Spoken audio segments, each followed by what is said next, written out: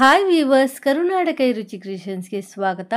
ನಾನಿಲ್ಲಿ ಟೇಬಲ್ ಮೇಲೆ ಒಂದು ಮಣೆಯನ್ನು ಇಟ್ಕೊಂಡಿದ್ದೀನಿ. ಮಣೆ ಮೇಲೆ ಅಕ್ಕಿ ತುಂಬಿಸಿರುವಂಥ ತಟ್ಟೆಯನ್ನು ಇಟ್ಕೊಳ್ತಾ ಇದ್ದೀನಿ. ತಟ್ಟೆ ಮೇಲೆ ಒಂದು ಬಿಂದಿಗೆಯನ್ನು ಇಟ್ಕೊಂಡು ಬಿಂದಿಗೆಗೆ ಒಂದು ಕಡ್ಡಿಯನ್ನು ಕಟ್ಟಿ ಇಟ್ಕೊಳ್ತಾ ಇದ್ದೀನಿ. ಈಗ ಸೀರೆಯನ್ನು ಹೇಗೆ ಪ್ಲೀಟ್ಸ್ ಮಾಡೋದು ಅಂತ ನೋಡೋಣ. ಸೀರೆಯನ್ನು ಹರಡ್ಕೊಂಡು ನಾವು ನಾರ್ಮಲ್ ಆಗಿ ಸೀರೆ ಉಟ್ಕೊಳ್ತೀವಲ್ಲ, ಆ ಕಡೆಯಿಂದ ಪ್ಲೀಟ್ಸನ್ನು ಮಾಡ್ಕೊಳ್ತಾ ಬರಬೇಕಾಗುತ್ತೆ. ಮುಕ್ಕಾಲು ಭಾಗ ಸೀರೆಯನ್ನು ಇದೇ ರೀತಿಯಾಗಿ ನೀವು ಪ್ಲೀಟ್ಸನ್ನು ಮಾಡ್ಕೋಬೇಕು. ನೀವು ಇಲ್ಲಿ ಸಣ್ಣದಾಗಾದರೂ ಪ್ಲೀಟ್ಸನ್ನು ಮಾಡ್ಕೋಬಹುದು ಅಥವಾ ಮೀಡಿಯಮ್ ಆಗಾದರೂ ಪ್ಲೀಟ್ಸನ್ನು ಮಾಡ್ಕೋಬಹುದು. ನಾನಿಲ್ಲಿ 4 ಬೆರಳು ಅಗಲ ಆಗುವಷ್ಟು ಪ್ಲೀಟ್ಸನ್ನು ಮಾಡ್ಕೊಂಡಿದ್ದೀನಿ. ಪ್ಲೀಟ್ಸನ್ನು ಮಾಡಿಕೊಂಡು ಬಾರ್ಡರ್ ಹತ್ರ ಪ್ಲೀಟ್ಸ್ಗಳನ್ನ ನೀಟಾಗಿ ಜೋಡಿಸಿ ಕ್ಲಿಪ್ಪನ್ನು ಸೇರಿಸ್ಕೊಳ್ತಾ ಇದ್ದೀನಿ. ಎರಡೂ ಬಾರ್ಡರ್ ಸೈಡು ಸಹ ನಾವು ನೀಟಾಗಿ ಪ್ಲೀಟ್ಸ್ಗಳನ್ನ ಅರೇಂಜ್ ಮಾಡಿಕೊಂಡು ಕ್ಲಿಪ್ ಅಥವಾ ಬಟ್ಟೆ ಪಿನ್ನನ್ನು ಸೇರಿಸ್ಕೋಬೇಕಾಗತ್ತೆ. ಹೊಸದಾಗಿ ಯಾರೆಲ್ಲ ನಮ್ಮ ಚಾನಲ್ ನೋಡ್ತಾ ಇದ್ದೀರಾ, ನಮ್ಮ ಚಾನಲ್ನ ಸಬ್ಸ್ಕ್ರೈಬ್ ಮಾಡಿಕೊಂಡು ನೋಡಿ. ವಿಡಿಯೋ ಏನಾದರೂ ಇಷ್ಟ ಆಯಿತು ಅಂದರೆ ಒಂದು ಲೈಕ್ ಕೊಡಿ. ಹಾಗೆ ನಿಮ್ಮ ಫ್ಯಾಮಿಲಿ ಫ್ರೆಂಡ್ಸ್ಗೂ ಸಹ ವಿಡಿಯೋನ ಶೇರ್ ಮಾಡ್ಕೊಳ್ಳಿ. ಎರಡೂ ಬಾರ್ಡರ್ ಹತ್ರ ಪ್ಲೀಟ್ಸನ್ನು ನೀಟಾಗಿ ಅರೇಂಜ್ ಮಾಡಿ ಕ್ಲಿಪ್ಪನ್ನು ಸೇರಿಸ್ಕೊಂಡಿದ ನಂತರ ಮಧ್ಯಭಾಗದಲ್ಲೂ ಸಹ ಪ್ಲೀಟ್ಸ್ಗಳನ್ನ ನೀಟಾಗಿ ಜೋಡಿಸಿ ನೀವು ಕ್ಲಿಪ್ಪನ್ನು ಸೇರಿಸ್ಕೊಳ್ಳಿ. ನಾನಿವತ್ತು ಸಿಂಗಲ್ ಬಿಂದಿಗೆಗೆ ತುಂಬಾ ಸುಂದರವಾಗಿ ಕಾಣೋ ರೀತಿಯಲ್ಲಿ ಅಲಂಕಾರನ ಮಾಡಿ ನಿಮ್ಮೊಟ್ಟಿಗೆ ಶೇರ್ ಮಾಡ್ಕೊಳ್ತಾ ಇದ್ದೀನಿ. ಸೀರೆ ಪ್ಲೀಟ್ಸನ್ನು ಮಾಡಿ ಕ್ಲಿಪ್ಗಳನ್ನ ಸೇರಿಸ್ಕೊಂಡಿದ ನಂತರ ಮಧ್ಯಭಾಗಕ್ಕೆ ಫೋಲ್ಡ್ ಮಾಡಿ ಎತ್ತಿಟ್ಕೊಂಡು ಸೆರಗನ್ನು ನಾನಿಲ್ಲಿ ಪ್ಲೀಟ್ಸನ್ನು ಮಾಡ್ಕೊಳ್ತಾ ಇದ್ದೀನಿ.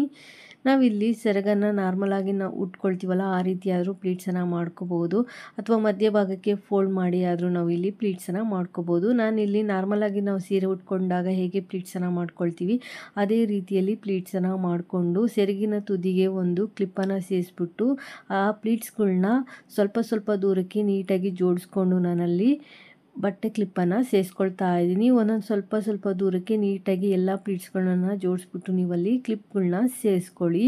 4 ಮೊಳ ಆಗುವಷ್ಟು ನೀವು ಇಲ್ಲಿ ಪ್ಲೀಟ್ಸನ್ನು ಮಾಡ್ಕೊಳ್ಳಿ ಅಥವಾ 1 ಮಾರು ಪ್ಲೀಟ್ಸನ್ನು ಮಾಡಿಕೊಂಡ್ರೆ ಸಾಕಾಗತ್ತೆ. ಹಬ್ಬಕ್ಕೆ 1-2 ದಿನ ಮುಂಚಿತವಾಗಿ ನೀವು ಈ ರೀತಿ ಪ್ಲೀಟ್ಸನ್ನು ಮಾಡಿಟ್ಕೊಂಡ್ರೆ ದೇವಿಗೆ ಅಲಂಕಾರ ಮಾಡೋದು ತುಂಬಾ ಈಸಿ ಅಂತಲೇ ಹೇಳ್ಬೋದು. ನಾನೀಗ ಸೆರಗನ್ನು ಪ್ಲೀಟ್ಸ್ ಮಾಡಿ ಇಟ್ಕೊಂಡಿದ್ದಾಗಿದೆ ನೋಡಿ. ನಾನು ಇಷ್ಟು ಉದ್ದಕ್ಕೆ ಪ್ಲೀಟ್ಸನ್ನು ಮಾಡ್ಕೊಂಡಿದ್ದೀನಿ. ಈಗ ದೇವಿಗೆ ಹೇಗೆ ಸೀರೆ ಉಡಿಸೋದು ಅಂತ ನೋಡೋಣ. ಸೆರಗಿನ ಪಾಟನ್ನು ಕಳಶದ ಪಕ್ಕದಲ್ಲಿ ಇಟ್ಕೊಂಡು ಲೆಂತನ್ನು ನೋಡಿಕೊಂಡು ಬಿಂದಿಗೆಯ ಕಂಠ ಭಾಗಕ್ಕೆ ನಾವಿಲ್ಲಿ ಸೀರೆಯನ್ನು ಕಟ್ಕೋಬೇಕಾಗುತ್ತೆ. ನೀವಿಲ್ಲಿ ದೊಡ್ಡ ಸೈಜಿನ ಬಿಂದಿಗೆ ಆದರೂ ಇಟ್ಕೋಬೋದು ಅಥವಾ ಸಣ್ಣ ಸೈಜಿನ ಬಿಂದಿಗೆ ಆದರೂ ಇಟ್ಕೋಬೋದು ಅಥವಾ ನಿಮ್ಮನೇಲಿ ಯಾವ ರೀತಿಯ ಬಿಂದಿಗೆಗಳಿರುತ್ತೆ ಆ ರೀತಿಯ ಬಿಂದಿಗೆಗಳನ್ನ ನೀವಿಲ್ಲಿ ಉಪಯೋಗಿಸ್ಕೊಳ್ಳಿ. ಲೆಂತನ್ನು ನೋಡಿಕೊಂಡು ನಾವು ಏನು ಪ್ಲೀಟ್ಸ್ ಮಾಡ್ಕೊಂಡಿರ್ತೀವಿ ಮೇಲ್ಗಡೆ ಸ್ವಲ್ಪ ಫೋಲ್ಡ್ ಮಾಡಿ ದಾರನ ಅದರೊಳಗಡೆ ಸೇರಿಸ್ಕೊಂಡು ಕಳಶದ ಬಿಂದಿಗೆಗೆ ಗ್ರಿಪ್ಪಾಗಿ ಕಟ್ಕೋಬೇಕಾಗತ್ತೆ.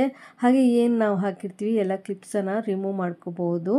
ಹಾಗೆ ನೀಟಾಗಿ ಈ ರೀತಿ ಸ್ಪ್ರೆಡ್ ಮಾಡಲಿಕ್ಕೆ ಬರಬೇಕು, ಆ ರೀತಿಯಲ್ಲಿ ಕಟ್ಕೊಳ್ಳಿ. ಆದರೆ ಜಾರಬಾರ್ದು, ಆ ರೀತಿಯಲ್ಲಿ ನೀಟಾಗಿ ನೀವು ಗ್ರಿಪ್ಪಾಗಿ ಕಟ್ಕೋಬೇಕಾಗತ್ತೆ. ಕಟ್ಕೊಂಡು ಈ ರೀತಿಯಾಗಿ ಪ್ಲೀಟ್ಸ್ಗಳನ್ನ ನೀವಿಲ್ಲಿ ಸ್ಪ್ರೆಡ್ ಮಾಡ್ಕೊಳ್ಳಿ. ನೀಟಾಗಿ ಸ್ಪ್ರೆಡ್ ಮಾಡ್ಕೋಬೇಕಾಗತ್ತೆ. ನಾವು ಏನು ಟೇಬಲ್ ಇಟ್ಕೊಂಡಿರ್ತೀವಿ ಆ ಟೇಬಲ್ ಸುತ್ತ ನಾವು ಪ್ಲೀಟ್ಸನ್ನು ಸ್ಪ್ರೆಡ್ ಮಾಡ್ಕೋಬೇಕು. ಆ ಟೇಬಲ್ ಮೇಲೆ ಹರಡ್ಕೊಂಡಂಗೆ ಬರಬೇಕು. ಹಾಗೆ ಪಕ್ಕದಲ್ಲಿ ಸೇಮ್ ಡಿಸ್ಟೆನ್ಸಲ್ಲಿ ಪ್ಲೀಟ್ಸ್ಗಳು ಬರಬೇಕು. ಆ ರೀತಿಯಲ್ಲಿ ನೀಟಾಗಿ ನೀವು ಪ್ಲೀಟ್ಸ್ಗಳನ್ನ ಅರೇಂಜ್ ಮಾಡ್ಕೊಳ್ಳಿ. ನೀವು ಇಲ್ಲಿ ಪ್ಲೀಟ್ಸ್ಗಳನ್ನ ಎಷ್ಟು ನೀಟಾಗಿ ಅರೇಂಜ್ ಮಾಡ್ಕೊಳ್ತೀರಾ ಅಲಂಕಾರ ಅನ್ನೋದು ಅಷ್ಟೇ ಚೆನ್ನಾಗಿ ಬರುತ್ತೆ ಅಂತಲೇ ಹೇಳ್ಬೋದು. ನಾನಿಲ್ಲಿ ಪ್ಲೀಟ್ಸ್ಗಳನ್ನ ನೀಟಾಗಿ ಇಲ್ಲಿ ಅರೇಂಜ್ ಮಾಡ್ಕೊಳ್ತಾ ಇದ್ದೀನಿ. ಈ ವಿಡಿಯೋ ಏನಾದರೂ ಇಷ್ಟ ಆಯಿತು ಅಂದರೆ ಒಂದು ಲೈಕ್ ಕೊಡಿ. ಹಾಗೆ ನಿಮ್ಮ ಫ್ಯಾಮಿಲಿ ಫ್ರೆಂಡ್ಸ್ಗೂ ಸಹ ವಿಡಿಯೋನ ಶೇರ್ ಮಾಡ್ಕೊಳ್ಳಿ.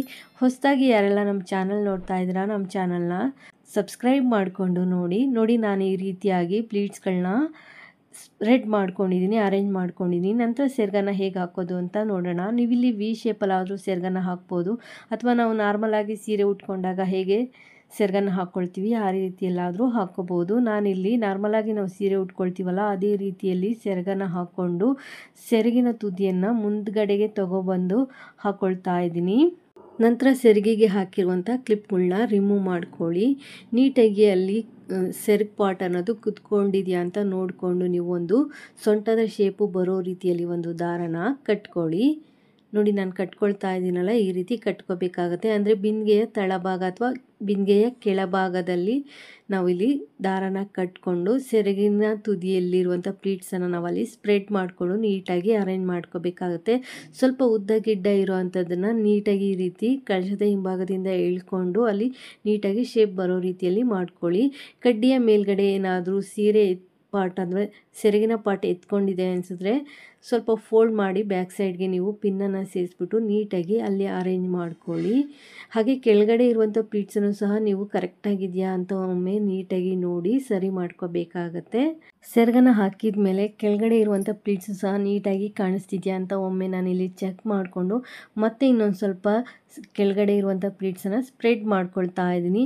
ನೀವು ಮುಂದೆ ನಿಂತು ನೋಡಿದಾಗ ನಿಮಗೆ ಅದು ಚೆನ್ನಾಗಿ ಕಾಣಿಸ್ಬೇಕು, ಆ ರೀತಿಯಲ್ಲಿ ನೀವು ರೆಡಿ ಮಾಡ್ಕೊಳ್ಳಿ. ನಂತರ ದೇವಿಯ ಸೊಂಟಕ್ಕೆ ಡಾಬು ಅಥವಾ ಒಂದು ಲೇಸನ್ನು ಸೇರಿಸ್ಕೊಳ್ಳಿ.